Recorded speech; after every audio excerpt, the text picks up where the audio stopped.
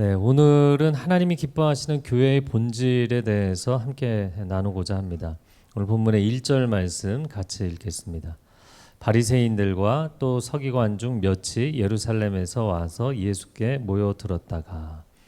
바리새인들과 서기관들은 성경 필사와 성경 연구에 평생을 헌신한 사람들이었습니다.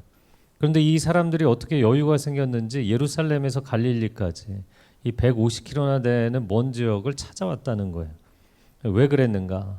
그들은 아마도 예수님에 대한 엄청난 소문을 들었을 것이고 사실 확인을 하고 싶었겠죠. 그리고 잠재적인 경쟁자, 종교계에서는 이제 잠재적인 경쟁자로 급부상을 하고 있는 분이니까 그분에 대해서 경계하고 견제하고 좀 제압하려는 의도가 있었던 것으로 보입니다. 여러분, 평생에 성경을 연구한 사람들이면 굉장히 순수한 사람들이어야 하는데 이들의 행보 자체가 상당히 정치적이었다라는 것이죠. 그래서 우리가 성경을 아무리 많이 읽어도 또 성경을 아무리 많이 공부할지라도 변하지 않는 사람이 있다면 굉장히 위험한 상황인 것이죠. 지난주에 제가 청년부에 제가 먼저 가겠다고 얘기를 해서 우리 청년들이 궁금한 거 무엇이든 물어보세요. 챗갓 GPT라고 저희가 이름을 붙이고 1시간 동안 질의응답하는 시간들을 가졌어요. 여러 가지 질문들을 나눴는데 한 가지 질문이 안 믿는 사람과 결혼해도 되나요? 여러분, 이 질문에 뭐라고 답변하시겠어요? 물론 믿는 사람과 결혼하면 좋다. 그러나 안 믿는 사람일지라도 인성이 좋은 사람이면 전도해서 결혼해라. 저는 이렇게 권면합니다. 그리고 제가 꼭 한마디 붙이는 말이 있어요. 그건 뭐냐면 사실 교회를 어려서부터 다녔는데 인성이 안 좋은 사람은 하나님도 못 고친 사람이다. 오히려 그 사람이 더 심각할 수 있다. 이 얘기를 합니다. 정반대로 안 믿는 사람일지라도 그 사람 마음 바탕이 좋은 사람은 신앙생활을 시작하면 굉장히 빨리 성장하더라고요. 교회를 보면 그렇습니다. 교회 처음 나온 새신자가 교회를 어렵게 만드는 경우는 없어요. 교회를 오래 다닌 사람들이 교회를 어렵게 만드는 것입니다. 우선 교회에 제일 오래 있는 목회자들이 먼저 조심을 해야 되고 또 사역자, 임직자들, 교회 리더십이 정말 조심해야 됩니다. 내 뜻대로 교회를 좌지우지하지 않으려고 사역팀이나 공동체 내가 생각하는 것으로 마음대로 조종하지 않으려고 우리 스스로를 절제할 필요가 있습니다.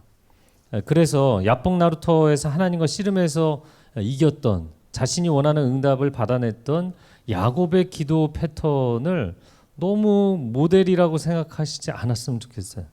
물론 다급할 때 하나님께 매달리는 것은 중요합니다.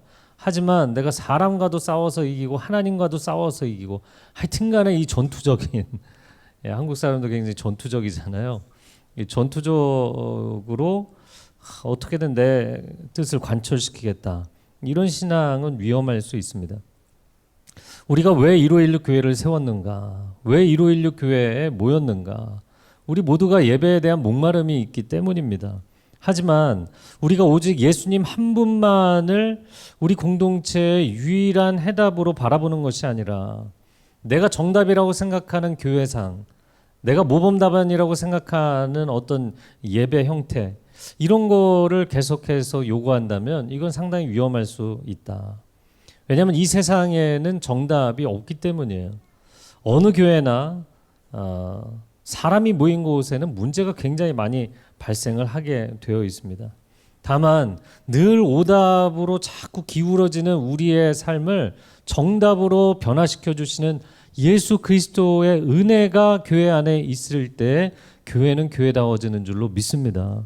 그래서 교회는 예수님의 은혜가 넘쳐야만 하고 성령님의 감동하심이 충만해야만 교회의 본 모습을 갖게 되는 거예요. 우리가 교회론을 이야기할 때 이런 얘기합니다. 100명의 교인이 있으면 100개의 교회론이 있다. 교회는 이래야 한다. 교회는 저래야 한다. 그런 게 나름의 청사진이 다 있는 거예요. 저는 여러분이 갖고 있는 교회에 대한 소망들을 많이 들어보고 싶습니다. 하지만 사람이 경험해온 교회나 아니면 사람이 생각하는 그런 교회가 아니라 하나님이 꿈꾸시고 하나님이 그려주시는 교회, 그런 교회를 소망하고 경험해 가는 1516 교회 여정이 되었으면 좋겠습니다. 그것이 우리의 교회에 대한 비전이 되기를 바랍니다. 자, 2절에서 4절 말씀 같이 읽어보겠습니다.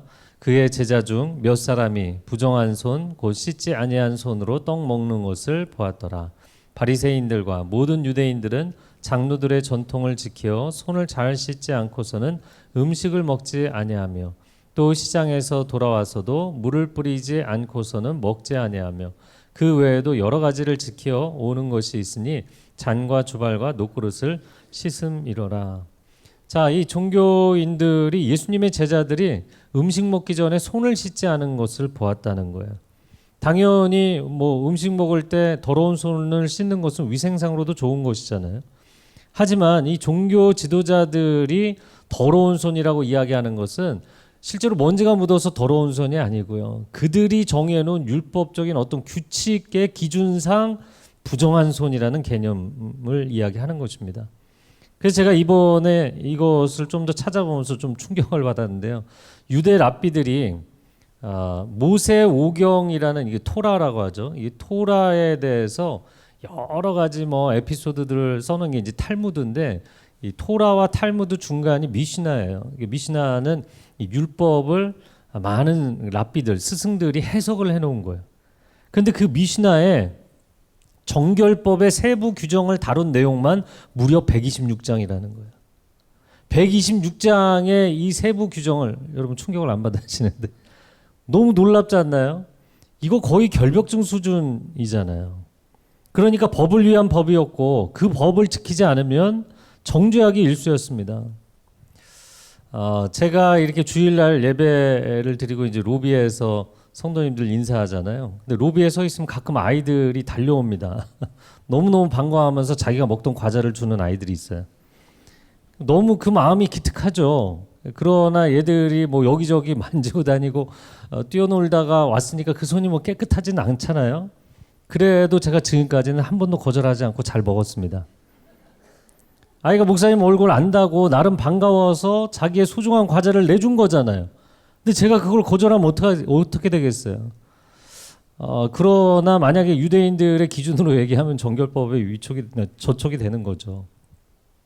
무엇이 정말 인생에서 본질적으로 중요한 것일까? 우리가 위생상 뭐 청결하고 종교적으로 완벽하게 사는 것, 이게 중요한 것인가? 아니면 하나님 한 분을 뜨겁게 사랑하고 한 영혼에 대한 진정성을 가지고 사는 게 이게 중요한 것인가? 바리새인들이 예수님의 제자들을 보면서 이렇게 자신의 생업도 포기하고 하나님 나라를 위해서 수고하고 계시는데 정말 귀합니다. 그리고 그들에게 따뜻한 식사 한 끼라도 대접을 했다면 얼마나 좋았겠어요. 토라에도 써있지 않은 그들의 미시나에만 써있는 규정을 어겼다고 그들을 정죄하고 비난했어요. 참으로 안타까운 것입니다. 자, 이어지는 5절 말씀 같이 읽겠습니다. 이에 바리새인들과 서기관들이 예수께 묻되 어찌하여 당신의 제자들은 장로들의 전통을 준행하지 아니하고 부정한 손으로 떡을 먹나이까? 바리새인들이 예수님께 질문했어요. 어떻게 당신의 제자들은 전통을 지키지 않느냐? 부정한 손으로 떡을 먹으면 안 되지 않느냐? 근데 제가 이 장면을 이렇게 묵상해 보니까 명절 때 하루 종일 막 전부치고 일하고 있는 며느리에게 손 하나 까딱하지 않는 시누이가 잔소리하는 것 같은 장면. 그렇잖아요. 이 제자들이 얼마나 헌신하고 수고하고 있는 사람들입니까? 잠언 14장 4절 같이 읽어볼까요? 소가 없으면 구유는 깨끗하려니와 소의 힘으로 얻는 것이 많으니라. 이게 정말 지혜로운 말씀이죠. 여러분 회사를 경영하시는 분들, 조직을 이끌어 가시는 분들은 이게 무슨 얘기인지 너무나 잘 아실 겁니다. 저희가 지금 그 예배당 인테리어 공사를 하고 있잖아요. 그런데 공사 현장에서 일하시는 분들에게 먼지 하나 날리지 않도록 일하십시오. 그렇게 얘기를 해보세요. 그러면 다 도구 내려놓고 그만두실 거예요. 일이 어떻게 진척이 되겠어요? 제가 전에 온누리교회에서 사역할 때 하용조 목사님 이렇게 뵈면서 이상하다 이런 생각을 한 적이 있어요. 왜 저렇게 단점이 많은 사람들을 데리고 쓰실까? 그런 교만한 생각을 한 적이 있습니다. 그런데 지금 돌이켜보면 저를 포함해서 모든 부교육자들을 장점만 보고 써주셨다는 게 은혜였다는 거. 이걸 알게 됐어요. 여러분, 부교육자들을 정말 뭐 사역도 모든 면에서 성품도 완벽한 사람, 좋은 사람만 데리고 내가 일하겠다. 그러면 좋은 목회가 아니라 좁은 목회가 되더라고요. 여러분이 회사를 경영하든 어느 공동체를 이끌어가든 동일합니다. 결국에는 하나님의 큰 사랑에 사이즈가 있어야만 사람들을 품고 가는 것이구나. 하나님이 기뻐하시는 교회의 본질은 무엇일까? 제가 밴쿠버 온누리교회에서 사역할 때 한 세 가족이 오신 적이 있어요. 그런데 이분이 한 2, 3주밖에 안 됐는데 저에게 대뜸 이러시는 거예요. 온누리교회는 좀 다를 줄 알았는데 실망이다. 매우 실망했다. 근데 뭐에 실망하셨는지 제가 자세히 얘기도 듣기 전이었는데 이렇게 말씀드렸어요. 교회는 사람들이 많이 모인 곳입니다. 사람이 많이 모인 곳에는 반드시 문제가 있습니다. 교회는 구원받은 죄인들의 공동체입니다. 저를 한번 따라해 보시겠어요? 교회는 구원받은 죄인들의 공동체입니다. 그런데 이 앞부분에 구원의 감격이 넘치면 행복한 교회고, 이 죄인들의 죄성이 드러나기 시작하면 골치 아파지는 거예요. 그렇기 때문에 완벽한 교회를 찾으려고 하지 마시고 우리를 온전케 해주시는 하나님을 찾으셔야 됩니다. 1516 교회가 하나님이 기뻐하시는 교회의 본질을 품을 수 있기를 바랍니다. 사실 교회라는 공동체를 보면 문화적으로 보수적인 성향을 갖게 되기가 상당히 쉬워요. 왜 그럴까? 교회는 영적인 역동성이 있는 공동체여야 되는데 그 역동성이 떨어지면서 인간이 세우는 어떤 조직체로 전락하는 순간 자기 방어 기제가 나와요. 이걸 뭐라고 표현할까? 또 다른 말로 표현하자면 일종의 면역 체계가 발동하는 거예요. 이 면역 체계라는 것은 내 몸과 이질적인 게 들어오면 바로 거부 반응을 일으키거든요. 그래서 다른 문화, 조금이라도 다른 색깔의 사람이 있으면 밀쳐내려고 하고 우리하고 획일적으로 맞춰라 이렇게 요구하는 보수적인 성향을 갖게 돼 있다고요. 하지만 예수 그리스도의 십자가의 복음은 세리와 창기와 죄인들도 받아들이는 공동체를 지향하는 것인 줄로 믿습니다. 누구나 그분 안에서 하나님의 구원의 은총을 경험하게 되는 공동체가 돼야 되는 거예요. 그래서 교회는 본질에 정말 충실하기 위해서 끊임없이 환골탈태를 해야 됩니다. 제가 밴쿠버에 있을 때 얘기를 또 하겠는데요. 어떤 분들이 자꾸 왜 밴쿠버 얘기만 하느냐 그러는데 제가 바로 전에 있던 교회 얘기를 하는 것보다 저는 밴쿠버 얘기를 하는 게 좋다고 생각해요. 제가 밴쿠버에 있을 때 한 남자분이 교회를 처음 나오기 시작했어요. 이미 그 아내와 자녀들은 교회를 오래전부터 나오는 가정이었습니다. 근데 그 아내의 간절한 소망, 남편이 제발 교회를 나왔으면 좋겠다. 교회에 대해서 일절 관심이 없는 분이었어요. 그런데 그 남편이 나오게 되어서 그 전주에 저에게 귀뜸을 해주시더라고요. 근데 저희 남편이 좀 열체질이어서 몸이 뜨거운 사람이어서 양해해 주십시오. 무슨 얘기가 했더니 그 다음 주에 오셨는데 정말 굉장히 짧은 반팔과 반바지 슬리퍼, 거의 반바지 쇼츠를 이렇게 입고 오셨어요. 그래도 그 차림으로 교회를 왔다는 게 너무 귀하잖아요. 그런데 2주, 3주 지나니까 교회에 이제 좀 나이가 있으신 어른 성도님들이 그게 이제 못마땅한 거예요. 이제 불러다가 얘기를 하시더라고요. 교회 그런 식으로 입고 오지 마라. 근데 제가 볼 땐 너무 안타까운 거예요. 이 사람이 교회를 나오기까지 얼마나 오랜 세월이 걸렸고 이 아내는 얼마나 간절한데 교회를 나와준 것만으로도 너무나 감사한데 또 그 차림으로 밴쿠버에 놀러 갈 만한 들과 산 호숫가가 얼마나 많은데 교회를 왔잖아요. 얼마나 귀합니까? 근데 이분이 진짜 엄청 열체질이어서 이분이 나중에 주차봉사까지 하시게 됐는데 한겨울에도 반팔 반바지 주차봉 들고 얼마나 사랑스러운 모습인지. 할렐루야. 그래서 우리가 여러분 옷이라는 것은 사실 사람들마다 다 다르잖아요. 일종의 문화의 옷을 입는 거죠. 본질은 그 사람이 하나님을 사랑하게 됐다는 것. 할렐루야. 우리가 본질을 볼 수 있는 교회가 되기를 축복합니다. 6절 말씀 같이 읽겠습니다. 이르시되 이사야가 너희 외식하는 자에 대하여 잘 예언하였도다. 기록하였을 때 이 백성이 입술로는 나를 공경하되 마음은 내게서 멀도다. 외식하는 자, 이 외식하는 자라는 것은 위선자를 얘기하는 겁니다. 근데 이 위선자라는 헬라어 단어는 연극 배우가 연기를 하다 그런 뜻이에요. 왜냐하면 입술로는 하나님 사랑합니다, 하나님 경외합니다. 근데 그게 진심이 아니라는 거예요. 디모데후서 3장 5절 같이 읽어볼까요? 시작. 경건의 모양은 있으나 경건의 능력은 부인하니 이 같은 자들에게서 내가 돌아서라. 말로는 하나님을 사랑하는데 진심으로 하나님을 사랑하는 마음이 없는 사람들, 왜 이 종교인들이 그렇게 어렵고 자세한 종교 규정들을 만들었는가? 처음에는 정말 하나님을 잘 섬기고 싶은 마음에 만든 거예요.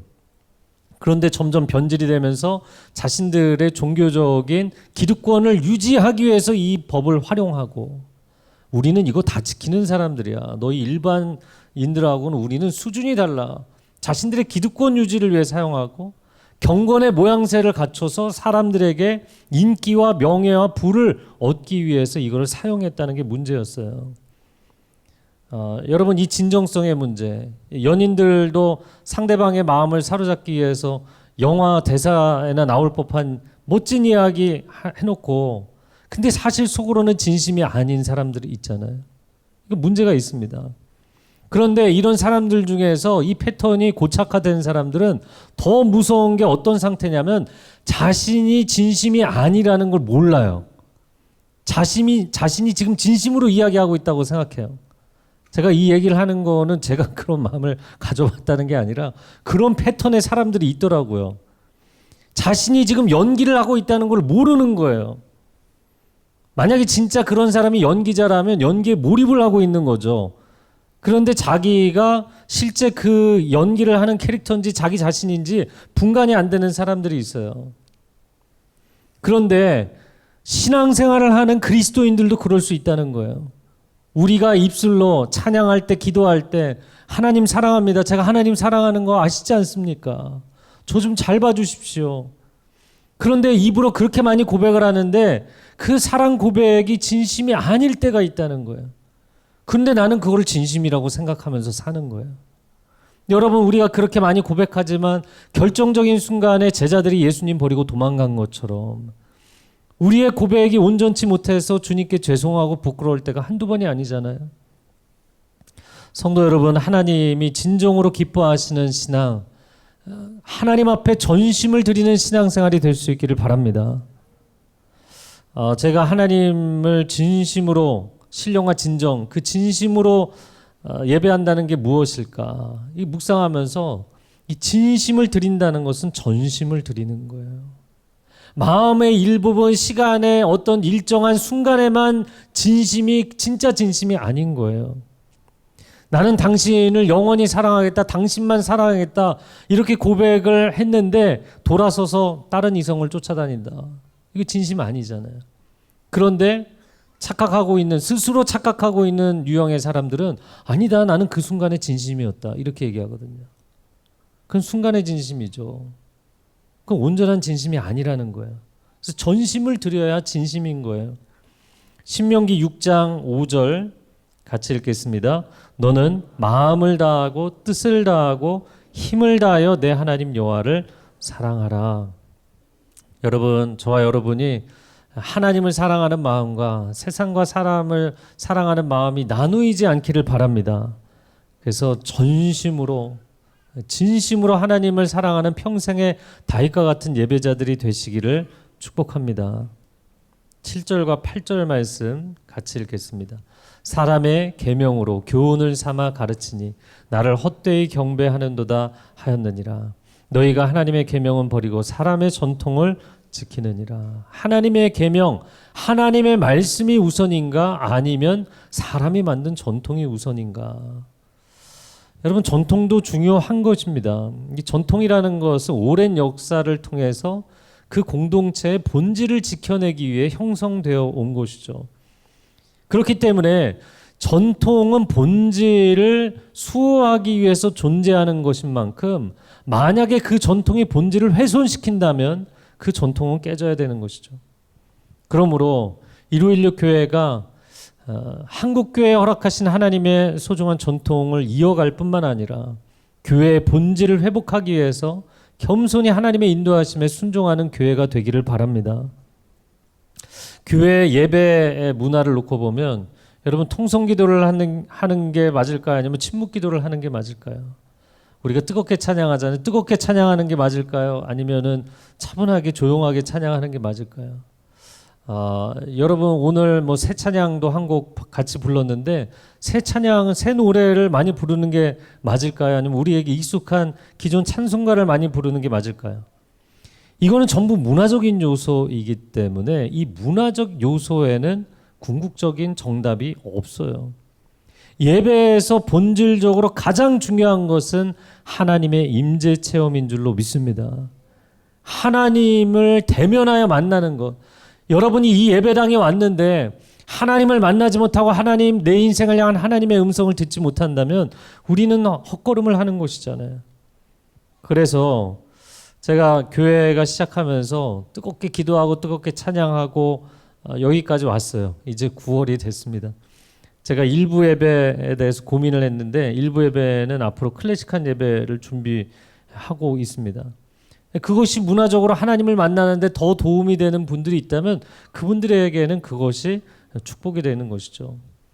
말씀이 중요한가? 전통이 중요한가? 당연히 말씀이 더 중요한 것입니다. 네, 사람들은 문화에 익숙하기 때문에 문화에 빨리 반응하는 경향이 있어요. 저는 저와 여러분이 하나님의 말씀에 반응하는 사람들이 되시기를 바랍니다. 앞으로 다양한 문화적인 배경, 다양한 인생의 스토리와 상황들을 경험하신 분들이 왔을 때 그분들을 다 존중하고 용납해주는 교회가 되었으면 좋겠어요. 때로 성인 성도님들 가운데 중고등학생 자녀가 중고등부 예배, 자기 또래 예배를 가지 않고 어른 예배를 오려고 한다. 심히 걱정이 된다. 이렇게 얘기하는 분들이 있어요. 저는 그러면 걱정하실 필요 없다고 얘기합니다. 제가 만났던 초등학교 5학년짜리 학생은 굉장히 천재적인 아이였는데 얘는 7080 올드팝을 듣더라고요. 초등학교 5학년이. 그러니까 얘는 전혀 다른 정신세계와 정서적인 문화를 누리고 있는 거예요. 그러면 사람마다 문화가 달라요. 그 아이가 어린아이일지라도 어른 예배에 와서 하나님을 만나는 게 나는 훨씬 편하다. 그러면 그에게 좋은 거예요. 걱정하실 일이 아니라 지지를 해주시면 되는 거죠. 또 한 가지 예를 들어드리면 제가 2009년도에 온누리교회에 있을 때 화요성령 집회라는 집회를 맡게 됐어요. 그런데 이 화요성령 집회는 정말 굉장히 뜨거운 온누리교회에서 예배 열기가 가득한 집회, 대표적인 집회인데 제가 맡게 됐을 때 그런 열기가 좀 많이 식어 있었어요. 물론 한 1000여 명 모이는 그런 집회였는데 화요일 저녁에 한 100분 정도, 한 1시간 40분 정도 이렇게 예배를 드리고 있었어요. 하나님, 이 예배가 다시 영적으로 불이 붙기를 원합니다. 이 예배를 어떻게 해야 될까요? 제가 처음 딱 시작한 거는 예배 시간을 3시간으로 바꾼 거였어요. 1시간 찬양, 1시간 설교, 1시간 기도. 여러분, 이 시간을 바꾼 이유는 뭐냐면 100분이 아니라 거의 2배로 바꿔놓으니까 찬양팀도 모든 걸 쏟아부어야 되고 설교자도 쏟아부어야 되고 기도 인도자도 쏟아부어야 돼요. 집회가 굉장히 강력하게 영적으로 불이 붙었어요. 거의 매주 2,000명씩 모이는 집회가 됐습니다. 그런데 또 한 3년이 지나니까 어느새 우리가 그 시간을 메꾸고 있더라고요. 이게 뭐라고 표현할 수 없는데 사람들이 영적으로 느끼는 게 있거든요. 그러니까 예배를 이끌어가는 사람들도 예배에 오는 분들도 동일하게 느끼는 게 있어요. 그래서 다시 시간을 줄였어요. 그리고 영적인 집중력을 높이기 위해서. 여러분, 시간을 어떻게 예배 시간을 하느냐, 아니면 예배 방식을 어떻게 하느냐, 이건 본질이 아닙니다. 가끔 저도 이제 초대를 받아서 다른 교회 예배를 섬겨보면 60분 주일 예배에 딱 세팅이 되어 있는 분들은요 1분이라도 오버하면 바로 시계 봅니다. 여기서 막 10몇 명씩 시계 보고 있어요. 80분의 시계 그 생체 리듬이 우리는 세팅돼 있잖아요. 그러면 이거 시간 오버하면 시계 보기 시작합니다. 시간에 적응하는 것이 아니라, 시간에 반응하는 것이 아니라 하나님께 반응하는 예배자들이 되시기를 바랍니다. 자, 마지막 10절에서 13절 같이 읽어보겠습니다. 모세는 내 부모를 공경하라 하고 또 아버지나 어머니를 모욕하는 자는 죽임을 당하리라 하였거늘 너희는 이르되 사람이 아버지에게나 어머니에게나 말하기를 내가 드려 유익하게 할 것이 고르반 곧 하나님께 드림이 되었다고 하기만 하면 그만이라 하고 자기 아버지나 어머니에게 다시 아무것도 하여 드리기를 허락하지 아니하여 너희가 전한 전통으로 하나님의 말씀을 폐하며 또 이 같은 일을 많이 행하느니라. 십계명의 부모를 공경하라. 약속에 있는 첫 번째 계명이다 말씀하시잖아요. 그런데 부모님께 드릴 것이 하나님께 드려지는 경우에는 어떻게 해야 됩니까? 그러니까 오래된 이스라엘 역사 중에 이제 랍비들이 그 율법의 조항을 실제 상황에서 적용하면서 해석을 달아놓은 겁니다. 그런데 부모님께 드릴 것이 하나님께 드리게 되었다면 그건 어쩔 수 없다. 그리고 그것을 또 합리화시키기 위해서 그런 경우에는 부모님께 그 다음에 다른 것을 대체해서 드리려고 하지 마라. 이걸 아예 자신들의 율법 해석으로 고정시켜버린 거예요. 그러니까 고르반이라는 단어, 하나님께 드린다. 하나님께 드리게 돼서 어쩔 수 없습니다. 하나님을 핑계 삼아서 자기 가족을 소중히 여기고 사람들을 섬기는 그 율법이 요구하는 사항을 지키지 않아도 된다. 오히려 그들의 전통으로 그들의 율법 해석으로 율법을 하나님의 말씀을 어기게 만든 거예요. 여러분 우리가 하나님한테만 잘하면 사람들에게는 대충 해도 되나요? 하나님 사랑, 이웃 사랑 이건 잘못된 거잖아요. 그런데 회사에서도 꼭 그런 사람들이 있습니다. 사장님한테는 엄청 잘해요. 부장님한테는 엄청 잘해요. 근데 다른 직원들한테는 함부로 대하는 사람. 이런 사람들이 조직에서 항상 문제잖아요. 우리 그리스도인들이 그럴 수 있다는 거예요. 하나님께는 참 잘하는데 하나님께는 잘 보이려고 하는데 그러나 내가 하나님께 열심히 하기 때문에 좀 시간이 다른 사람들에게는 내가 케어하는데 어렵다. 오늘 교회 가는 날이니까 일 대충 끝나지도 않았는데 다른 직원들한테 다 던져놓고 회사 일찍 나오시는 거 그거 옳은 게 아닙니다. 내가 교회 사역이 많아서 가족을 챙길 수 없다. 이해해라. 이건 하나님 앞에 헌신하는 거니까. 아니요, 그렇게 하시면 안 됩니다. 가정을 깨트리는 신천지 같은 이단들은 그런 얘기할 수 있지만 건강한 교회를 다니는 사람들은 절대 그렇게 얘기하면 안 돼요. 요한일서 4장 20절 같이 읽어보겠습니다. 시작. 누구든지 하나님을 사랑하노라 하고 그 형제를 미워하면 이는 거짓말하는 자니 보는 바 그 형제를 사랑하지 아니하는 자는 보지 못하는 바 하나님을 사랑할 수 없느니라. 사랑하는 성도 여러분, 이제 2학기 공동체 개강을 합니다. 순예배 아직 안 들어오신 분들은 꼭 들어오시기를 권면합니다. 저는 여러분이 내가 하나님 사랑하고 하나님 뜨겁게 예배하고 가면 되지. 그것은 반쪽이에요, 반쪽. 시작에 불과합니다. 그 하나님의 사랑을 경험한 그 충만한 마음으로 서로를 사랑하는 공동체를 체험할 수 있기를 바랍니다. 제가 151 교회를 시작하면서 딱 두 가지예요. 딱 두 가지를 해야겠다. 하나님 사랑, 이웃 사랑. 저를 한번 따라해보세요. 하나님 사랑, 이웃 사랑. 이 두 가지면 여러분의 신앙과 인생이 완성되는 거예요. 어렵게 생각하거나 오래 고민하지 마세요. 아니 순장도 안 세워서 인도자들을 순원들이 돌아가면서 다 한다면서요. 저는 인도자 못합니다. 예배 인도를 어떻게 합니까? 걱정하지 마세요. 우리도 다 부담스럽지만 서로가 부담스러워하는 걸 알기 때문에 돌아가면서 하면 얼마나 옆에서 또 잘 도와주는지 몰라요. 제가 전군의 간부와 전 교인의 순장과 제가 이걸 외쳤잖아요. 그 찬양팀 싱어들 처음에 오디션하고 싱어들 세울 때 내가 하나님 찬양하는 거 좋아하는데 그러고 싱어들 굉장히 즐거워했거든요. 전 싱어의 예배 인도자와 새벽 예배 인도하면서 엄청 긴장하고 인도해 보니까 어떠신가요? 제가 이준희 목사님한테 들은 얘기는 확실히 예배 인도를 본인이 하고 나서 예배 인도자를 도와주려는 싱어들의 마음의 자세가 달라졌다. 여러분 싱어의 자리에만 서 있으면 사실 예배 인도자의 마음 모릅니다. 그런데 내가 예배 인도자를 해보면 그게 얼마나 그 영적인 책임감과 무게감이 있는지를 알게 되거든요. 그러니까 서로가 도우려고 하는 거예요.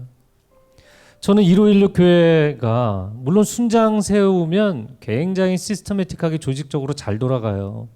그런데 저도 합리적이고 논리적이고 체계적인 거 상당히 좋아하는 사람이지만 교회가 톱니바퀴처럼 그렇게 잘 돌아갈지라도 여러분 그냥 순장 한 사람에게는 의존하고 다른 사람들은 무관심하고 서로가 미흡할지라도 부족한 점을 메꿔주고 사랑으로 채워가는 진짜 공동체를 체험해야 되지 않는가. 여러분 하나님은 효율적이고 화려한 공동체를 원하시는 게 아니라 진정성 있는 공동체를 원하시는 줄로 믿습니다. 이 시간 함께 기도하겠습니다.